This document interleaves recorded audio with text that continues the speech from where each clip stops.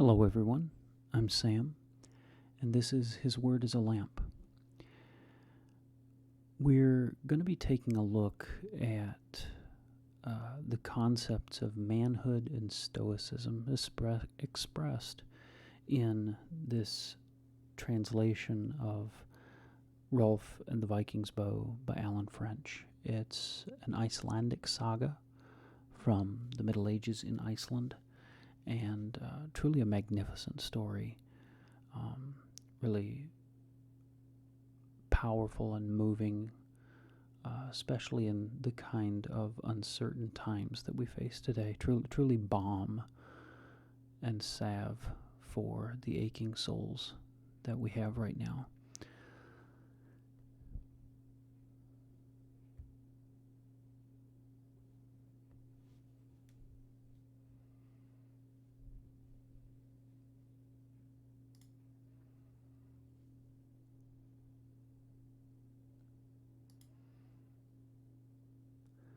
The Story of Rolf and the Viking's Bow by Alan French. From 30 to 60 years ago appeared the greater number of the English translations of the Icelandic sagas.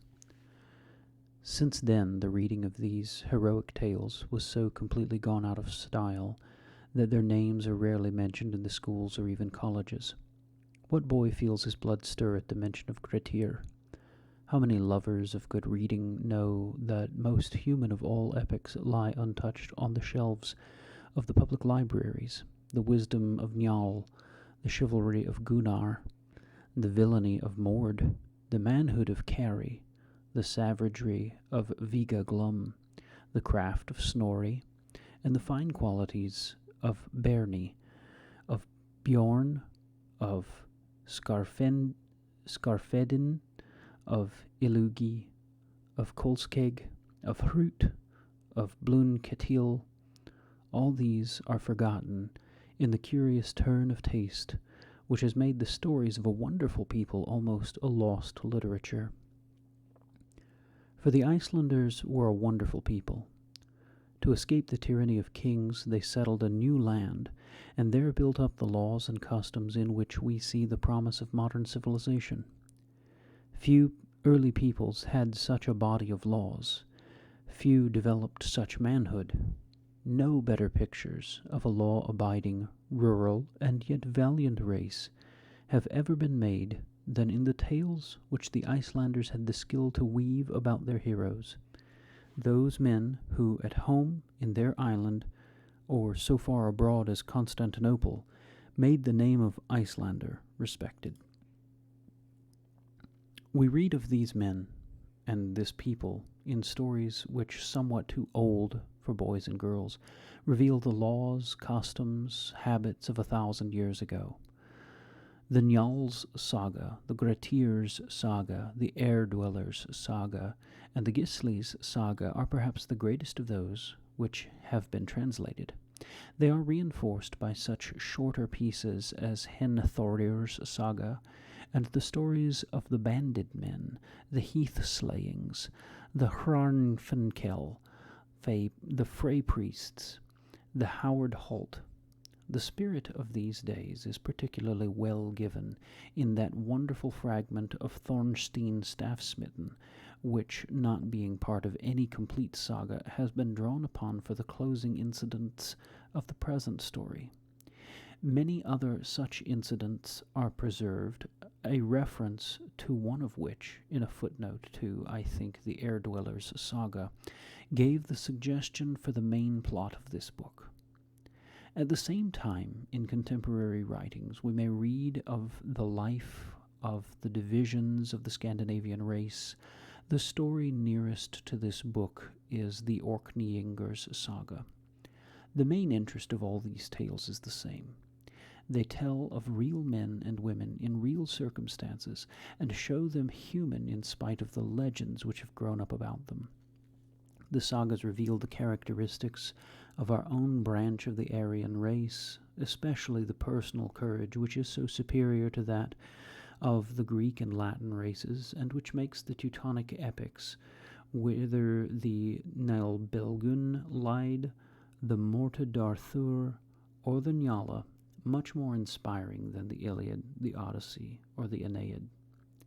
The prominence of law in almost every one of the Icelandic sagas has been preserved in the following story, and the conditions of life, whether at home or abroad, have been described as closely as was possible within the limits of the simple narrative from which the sagas customarily employed. Alan French, Concord, Massachusetts, May 1904. Chapter 1. Of the Lighting of the Beacon. In the time after Iceland had become Christian, and after the burning of Njal, but before the deaths of Snorri the priest and Grettir the outlaw, there lived at Cragness above Broadfirth a man named Hirandi, called the Unlucky. And well was he so named, for he got a poor inheritance from his father, but he left a poorer to his son.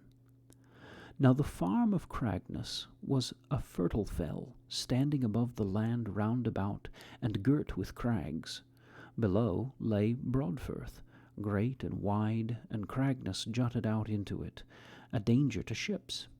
It had no harbour, but a little cove among the rocks, where Hirandi kept his boat, and many ships were wrecked on the headland, bringing fortune to the owners of Cragness, both in goods and firewood.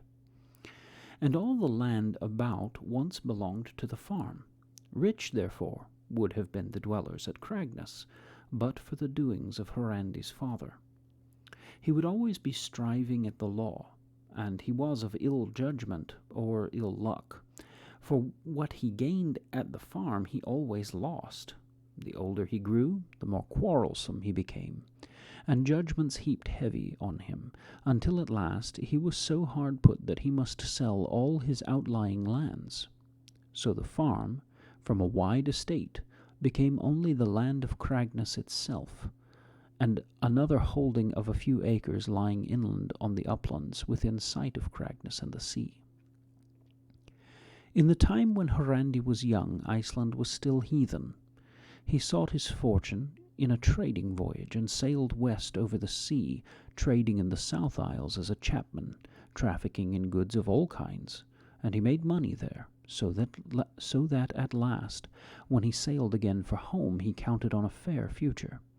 But the ship was wrecked in a storm, and few of the men came ashore, and Hirandi himself was saved by means of a maid, who dwelt at the place, who dragged him from the surf. So Hirandi came home on foot, his clothes in tatters, having lost money rather than gained it. Then his father, whose losses pressed heavy on him, struggled no more with the world, but went to his bed and died. And in that summer, when all Iceland took to the new faith, Hirandi became master at Cragness. Hirandi was a silent man, not neighbourly, but hard-working. An unworldly choice he made of a wife, for he took that woman who had saved him from the waves. She was the daughter of a small farmer, and brought neither dowry nor kinship of any power. So men said that Hirandi had no wish to rise in the world. He lived upon his farm, with 2 thralls and a bondservant, and husbanding his goods well, by little and little he made money, which he put out at call, and so bade fair to do better than his father, for all his poor start in life. And a loving spouse he had in Asdis his wife, who one day bore him a son. They named the lad Rolf, and he grew to be well knit. He was not powerful, but straight and supple, and of great craft in his hands. And from delight in the boy, Hirandi changed his ways, and became more gay, going to fairs and meetings for the sake of Rolf. And Hirandi taught the lad all he knew of weapon craft, which was not a little. The lad was swift of foot, he was skilled in the use of sword and javelin, but most he delighted in the use of the bow. And that was natural, for upon the cliffs sea-birds lived in thousands, hard to catch. The boy went down to their nests with ropes, and took eggs in their season, or the young before they could fly, and both for food. So skilled was he in this that he was called a Kregir, the cragsman, and no man could surpass him, whether in daring or skill. But there were times when there were no eggs nor fledglings, and from his earliest boyhood Rolf practised in shooting his bow at the birds, and he kept the larder ever full. Happy was Hrandi watching his son, and his pride in him was great, and the lad grew stronger. The father made for him stronger bows and heavier arrows, until at the age of 14 Rolf used the bow of a man. Then one winter they went down together into the valley, father and son, and watched the sports and games on the frozen mere. There the men of the place played at ball, and great was the laughter, or deep was the feeling. Now Hrandi would not let Rolf play, for often matters came to blows, and he would not have his son maimed. But when it came to shooting with the bow, Hrandi put Rolf forward, and it was seen who was the best at that play. For though the men shot, Rolf surpassed them all, not in distance but in skill. He hit the smallest mark at the greatest distance, and when Hrandi brought a pigeon and freed it, then Rolf brought it down. No one there had seen such shooting. Then those who were not envious named the lad Rolf the bowman. But a man named Einar stood by, and he lived on the land which Hrandi's father had sold.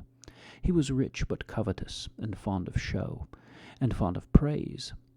There lived with him one named Ondott, an Eastfirther, who had left his district and come west, a man without property. He stood with Einar and watched the games. "See," said Einar, "how proud is Hrandi of his son." "Thou hast a son as well," said Ondott. "How he will shine amongst these churls when he returns from his fostering in the South Isles." "Aye," said Einar, "like an earl will he be, and no farmer of these parts will compare with him." "And as for the shooting of this lad," remarked Ondott, "it is not so fine after all." "In the Orkneys," said Einar aloud, so that the others should hear him, "they are not better bowmen than here, and the earl will have my son taught everything." Now some who stood by brought Hrandi this tale. "Have a care," said they, "thy neighbour Einar sets himself above thee." "Then he must set himself high," answered Hrandi with a laugh, "for his land lies far lower than mine." Then others carried that tale to Einar, and he laid it up in his mind. But Hrandi forgot all that had been said, nor did he remember to tell of it to Asdis when they returned from the games. Then the winter passed on with severe storms, and ships were wrecked on the Cragness rocks, but no men reached shore. And Einar envied the more the riches that came to Hrandi from the wrecks in firewood, timber, and merchandise. And once a whale came ashore, and that was great fortune. But one evening, as those at Cragness sat within the hall, Asdis came and stood beside her husband and said, "Listen to the wind." "There is no need to listen," said Hrandi. "The wind howls for a storm, and this night will be bad." Then Thurid, the bond-servant who sat by the fire, looked up and said, "Ships are off the land." "Hearest thou that?" asked Asdis in a low voice. "The woman is strange, but she forecasts well." "Aye," answered Hrandi, "it is likely that ships will be on the rocks by morning." "Now," asked Asdis, "dost thou remember the time thou camest ashore these many years ago?" "How should I forget it?" responded Hrandi. "But no one can rush into the water here," said Asdis, "to save those who are wrecked." "That is true," quoth Hrandi. "I am sorry for the mariners, yet how is one to help?" Then the bond-servant raised her head and sang this song: "The sea brings money, money is bonny. Bless then the sea which brings good to thee." After that she sat silent and sunken as before. "Hear the hag," said Asdis, shuddering. "But we prosper through the misfortunes of others." "What is to be done?" asked Hrandi. "It is in my mind," said Asdis, "that if we made a fire beacon, people could steer from shore, and so into safe harbour farther up the firth." "Now," quoth Hrandi, "that might be done." "Wilt thou do it?" asked Asdis. Then the woman raised her head and sang again, He is a fool who leaves old rule, set heart 'gainst head, how then butter thy bread? Then Hrandi said to Asdis, No man has ever yet set beacons against shipwreck. All men agree to take the fortune of the sea, and what is cast on a man's beaches, that is his by old custom. Thinkest thou that is right? Asked Asdis. Moreover, went on Hrandi, the sea is but giving me again what it took away. Never can the sea, answered Asdis, give thee true happiness through other men's misfortunes. Remember the boy, said Hrandi. Shall I leave him with nothing to begin the world with? For my own earnings bring me at most a mark of silver in the year. For all that, replied Asdis, it is in my mind that to do otherwise were to do better. Now canst thou have the heart that men should die longer on the rocks, and we not do our best to save them? Then Hrandi, answering nothing, rose and paced up and down before the fire, and the carline sang once more, Take what is given, no man is wise, who asketh twice, if heaven or earth send him his prize. But Asdis stood upright, and she sang, Suffer not wrong to happen long, lest punishment from heaven be sent. Now in Iceland all men loved the singing of skalds, but though Hrandi had heard the carline sing many times before, never had he heard rhymes from his wife. So he stood astonished. Then the bondservant sang again, I will attend the beacon's lighting, bad spirits guiding will bring false friend. But Asdis sang with great vehemence, Let God decide what fate shall ride. Upon the wind be thou not blind, to duty's hest be rede is best. List to the storm, go, save from harm the mariner whose fate is near. To others do as I once did to you. And it seemed to Hrandi as if she commanded him. Moreover, as he listened, the storm roared louder. Then he seized his cloak and cried to his thralls, Up and out with me to make the beacon. Though they dared not disobey, they grumbled, and they got their cloaks slowly, for they saw slipping away from them the fine pickings from the wreck, which brought them warm clothes and handsome. Out they went with Hrandi into the storm, and kindled a great fire at the edge of the cliff. And Rolf toiled too, but Asdis did best of all, for she brought out in a kettle great strips of whale's blubber, and flung them on the fire. Then the flames flared high and wide, as bright as day, and Rolf sprang to the edge of the cliffs and gazed upon the water. Then pointing he cried, Look! Down below was a ship. Its sail flapped in rags, and the crew were laboring mightily at the oars to save themselves, looking with dread at the white breakers and the loaming rocks. Now in the strength of their fear they held the vessel where she was, and by the broad light of the fire every man of them was visible to the Cragness dwellers. To Rolf that was a dreadful sight. But the bit of a sail was set, and men ran to the steering oar to hold the vessel stiff, and behold she moved forward, staggered past the rocks, made clearer water, and wore slowly out into the firth. Even the thralls shouted at that sight. Then Hrandi left one of the thralls to keep the fire, and went back to the hall with the others. There the carline still sat. So he is safe past the rocks, she asked, yet speaking as if she knew. Aye, safe, answered Hrandi. Now, said she, thou hast brought thy evil fortune on thyself, and it will be hard to avoid the extreme of it. I care not, answered Hrandi, even though I suffer for a good deed. Nevertheless, said the carline, the future may be safe, though without riches. If thou wilt be guided by me, wilt thou follow my redes? No advices of thine do I follow, replied Hrandi, for methinks thou still servest the old gods, and canst work witchcraft.